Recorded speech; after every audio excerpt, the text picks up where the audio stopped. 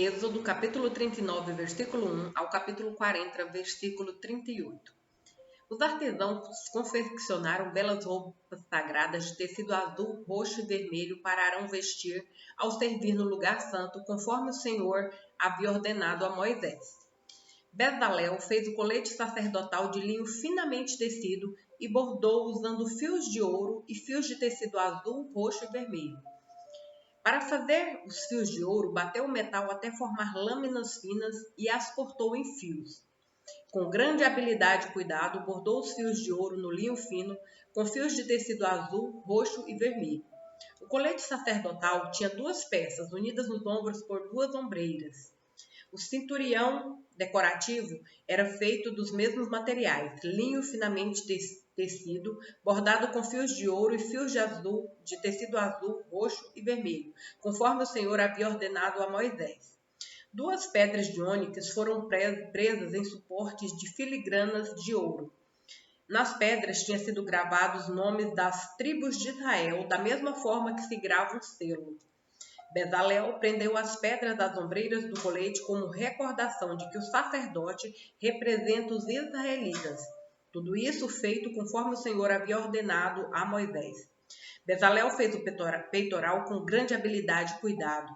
Confeccionou de modo que combinasse com o colete sacerdotal, usando linho finamente tecido, bordado com ouro e com fios de tecido azul, roxo e vermelho.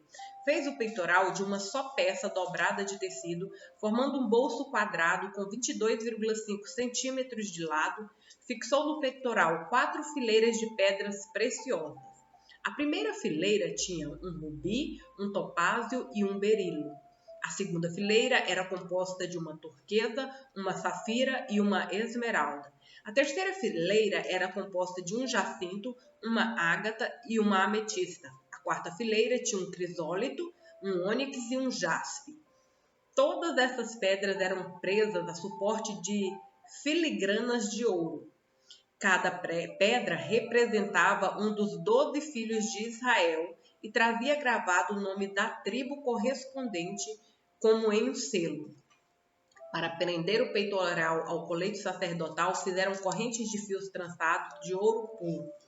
Fizeram também 2 suportes de filigranas de ouro e 2 argolas de ouro, que foram presas aos cantos superiores do peitoral. Amarraram as 2 correntes de ouro nas 2 argolas do peitoral. Amarraram as outras pontas das correntes aos suportes de filigrana de ouro sobre as ombreiras do colete. Em seguida, fizeram mais 2 argolas de ouro e as prenderam às bordas interiores do peitoral, junto ao colete. Fizeram outras 2 argolas de ouro e as prenderam à parte da frente do colete, abaixo das ombreiras, e logo acima do nó que amarrava o cinturão decorativo ao colete. Prenderam as argolas inferiores do peitoral às argolas do colete com cordões azuis, para que o peitoral ficasse firmemente preso ao colete acima do cinturão. Tudo isso foi feito conforme o Senhor havia ordenado a Moisés. Bezalel fez de uma só peça de tecido azul o manto que é usado com o colete sacerdotal, com uma abertura no meio da peça para a cabeça de Arão. A abertura foi reforçada com uma gola, para que não se rasgasse. Fizeram romãs de fios de tecido azul, roxo e vermelho e as prenderam à borda do manto. Fizeram também sinos de ouro puro e os prenderam entre as romãs à borda do manto, intercalando sinos e romãs por toda a volta da borda. Esse manto deveria ser usado sempre que o sacerdote realizasse seu serviço, conforme o Senhor havia ordenado a Moisés. Confeccionaram para Arão e seus filhos túnicas de linho fino. O turbante especial e os outros turbantes também foram confeccionados de linho fino. E as roupas de baixo foram feitas de linho finamente tecido. Os cinturões foram feitos de linho finamente tecido e bordados com fios de tecido azul, roxo e vermelho, conforme o Senhor havia ordenado a Moisés. Fizeram de ouro puro a tiara sagrada, o emblema da santidade. Gravaram nela, como em um selo, as palavras Santo para o Senhor. Prenderam a tiara com um cordão azul, a parte da frente do turbante de Arão, conforme o Senhor havia ordenado a Moisés. Assim, a construção do tabernáculo, a tenda do encontro, foi concluída. Os israelitas fizeram tudo conforme o Senhor havia ordenado a Moisés. Então apresentaram a Moisés o tabernáculo completo. A tenda, com toda a sua mobília, os colchetes, as armações, os travessões, as colunas e as bases. As coberturas da tenda, feitas de peles de carneiro tingidas de vermelho e couro fino, a cortina interna que protegia a arca da aliança e as varas para transportá-la, a tampa da arca, que é o lugar de expiação, a mesa e todos os seus utensílios, os pães da presença, o candelabro de ouro puro, com suas lâmpadas simétricas, todos os seus acessórios e o óleo de oliva para a iluminação. O altar de ouro, o óleo da unção e o incenso perfumado, a cortina para a entrada da tenda, o altar de bronze com a grelha de bronze, as varas para transportá-lo e seus utensílios, a bacia de bronze e seu suporte, a cortina para as divisórias do pátio, as colunas e suas bases, a cortina para a entrada do pátio, as cordas e as estacas, todos os utensílios a serem usados durante as cerimônias no tabernáculo, a tenda do encontro. As roupas finamente confeccionadas para os sacerdotes vestirem enquanto estiverem servindo no lugar santo, as roupas sacerdotais sagradas de Arão e as roupas que seus filhos vestiriam durante o serviço. Os israelitas seguiram todas as instruções que o Senhor tinha dado a Moisés acerca da obra. Então, Moisés inspecionou todo o trabalho. Quando verificou que tinha sido feito conforme o Senhor havia ordenado, abençoou o povo. O Senhor disse a Moisés: arme o tabernáculo, a tenda do encontro, no primeiro dia do primeiro mês. Coloque a arca da aliança dentro dele e pendure a cortina interna para proteger a arca. Depois, traga a mesa para dentro e coloque sobre ela os utensílios. Traga também o candelabro e instale suas lâmpadas. Ponha o altar de ouro para o incenso diante da arca da aliança e pendure a cortina à entrada do tabernáculo. Coloque o altar do holocausto diante da entrada do tabernáculo, a tenda do encontro.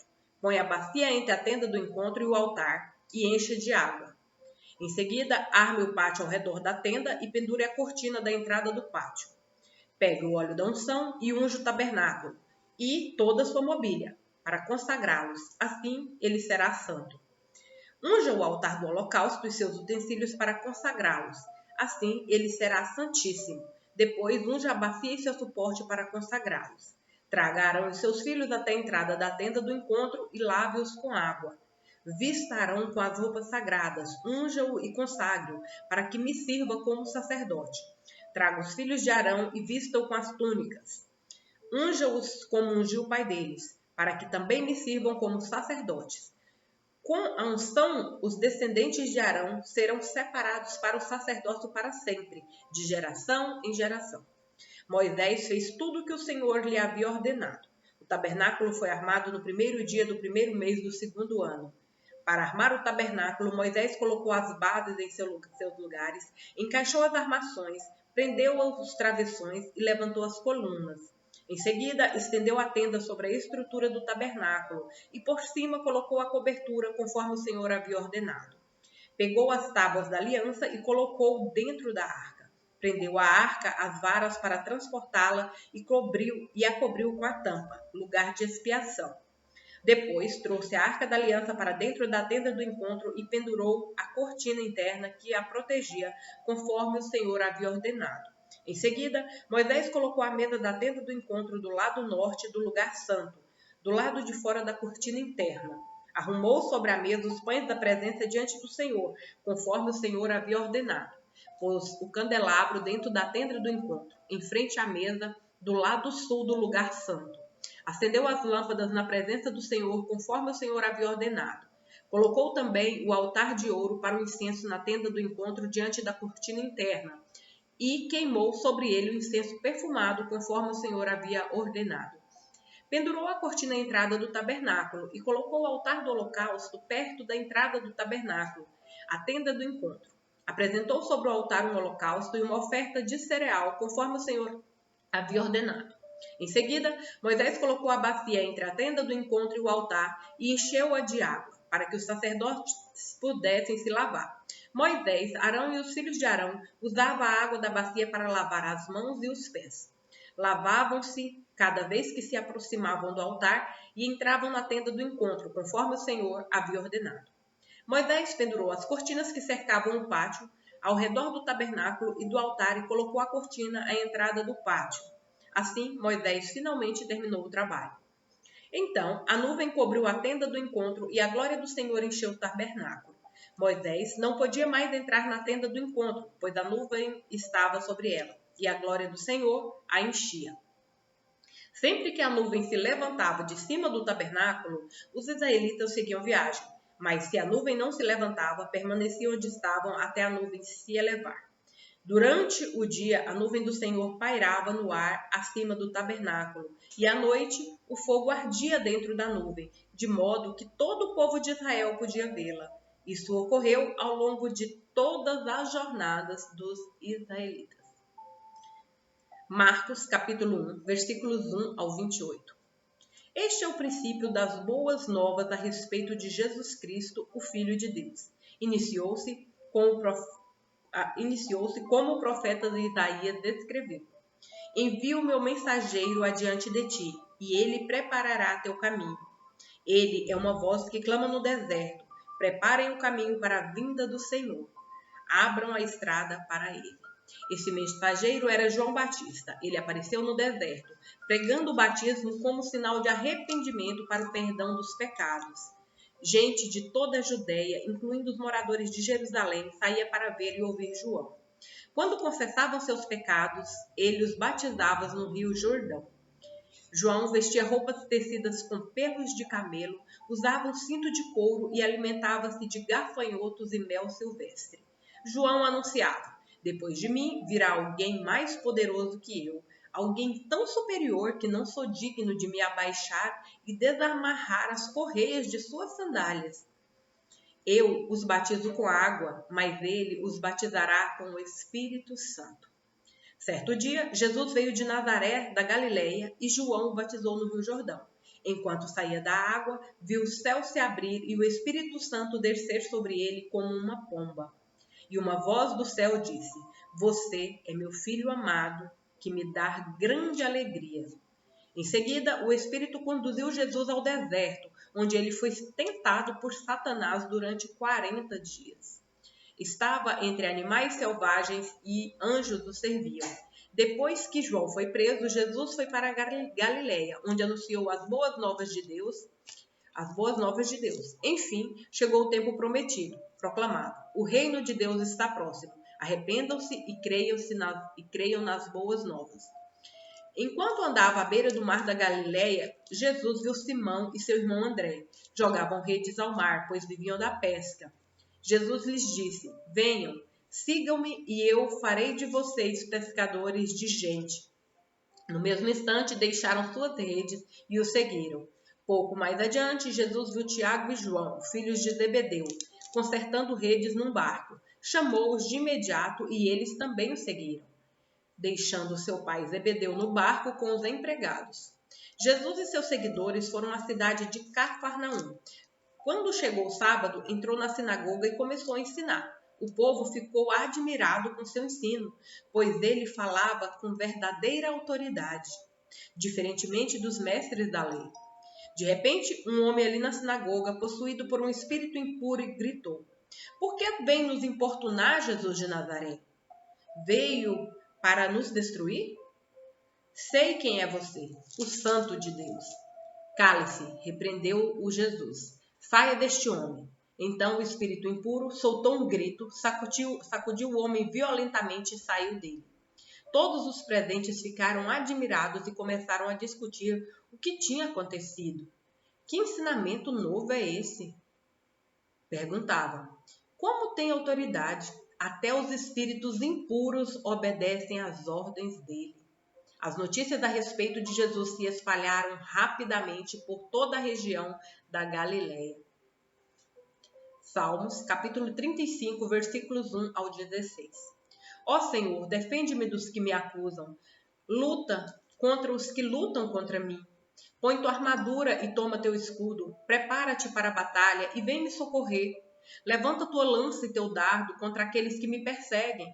Que eu te ouça dizer, eu lhe darei vitória. Sejam derrotados e humilhados os que procuram me matar. Recuem envergonhados os que planejam me prejudicar.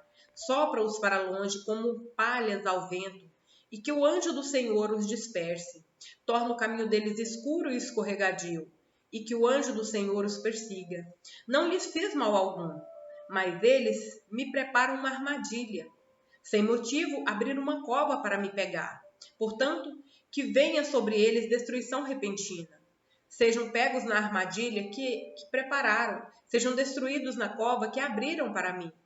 Então me alegrarei no Senhor, exultarei porque Ele me salva. Eu o louvarei com todos os ossos do meu corpo. Senhor, quem se compara a ti? Quem, além de ti, resgata o indefeso das mãos do forte? Quem protege o pobre e o humilde daqueles que os exploram? Testemunhas maldosas depõem contra mim e me acusam de crimes que não cometi. Pagam-me o bem com o mal. Estou desesperado. Quando eles ficavam doentes, eu lamentava, humilhava-me com jejuns por eles. Mas minhas orações não eram respondidas. Como se fossem meus amigos ou familiares, eu me entristecia, como se lamentasse por minha própria mãe. Mas agora, em minha aflição, eles se alegram. Triunfantes juntam-se contra mim. Pessoas que nem conheço me atacam, agridem-me sem cessar. Zombam de mim e me insultam, rosnam e me mostram os dentes.